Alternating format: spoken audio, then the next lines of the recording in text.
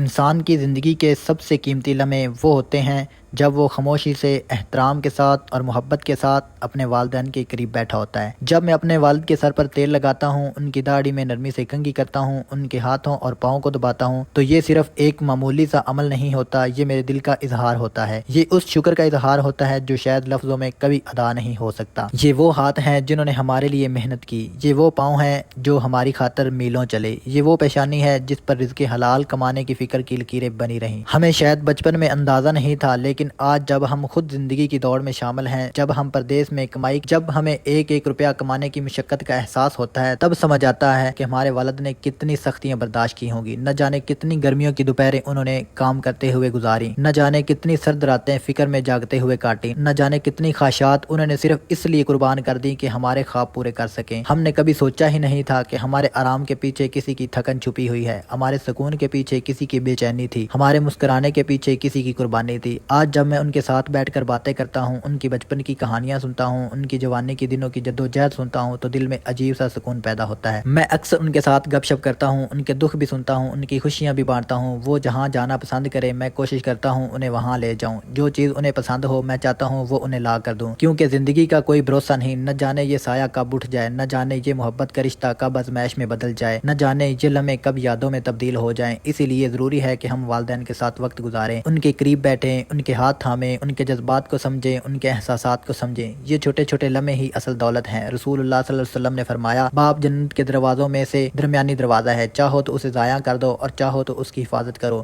یہ حدیث ہمیں یاد دلاتی ہے کہ باپ کا مقام کتنا بلند ہے۔ ان کی رضا میں اللہ کی رضا پوشیدہ ہے، ان کی خدمت میں دنیا اور آخرت کی کامیابی ہے۔ ہمیں چاہیے کہ ہم صرف ایک دن نہیں بلکہ مستقل طور پر ان کی خدمت کریں۔ یہ کوئی وقتی جذبہ نہیں ہونا چاہیے، یہ ایک مستقل رویہ ہونا چاہیے، یہ ایک مستقل فرض ہونا چاہیے، ایک ایسا تعلق جو وقت کے ساتھ اور مضبوط ہو جائے۔ اگر آپ کے والد حیات ہیں تو آج ہی ان کے پاس بیٹھ جائیں، ان سے باتیں کریں، ان کی دعائیں لیں، ان کے قدموں کے قریب بیٹھ کر اپنی زندگی سنوار لیں، کیونکہ سچ یہ ہے کہ باپ واقعی ہی جنت کا دروازہ ہوتے ہیں۔ اور میں سوچتا ہوں کہ ایک وقت وہ بھی تھا کہ جب ہم اپنی بے جا خواہشات کے پیچھے، بے جا شوق کے پیچھے اپنے والدین کے سامنے ضد کرتے تھے، اور وہ ہزاروں مجبوریاں ہونے کے باوجود ہماری جہاں تک ممکن ہو سکا انہوں نے ہماری خواہشات، ہمارے شوق پورے کیے۔ آج جب خود کمانے نکلے ہیں تو سمجھ آیا کہ شوق تو ماں باپ کے ہی پیسوں سے پورے ہوتے تھے، اپنے پیسوں سے تو بس ضرورتیں ہی پوری ہو پاتی ہیں۔ ان کے دیے ہوئے پیسے تو بڑے شوق سے خرچ کرتے تھے، اور آج اپنی کمائی خرچ کرتے ہوئے کئی بار سوچتے ہیں۔ باپ وہ ہستی ہے جس کے سائے میں زندگی سنورتی ہے، اس کی خدمت میں ہی دل کو سکون اور نصیب کو برکت ملتی ہے۔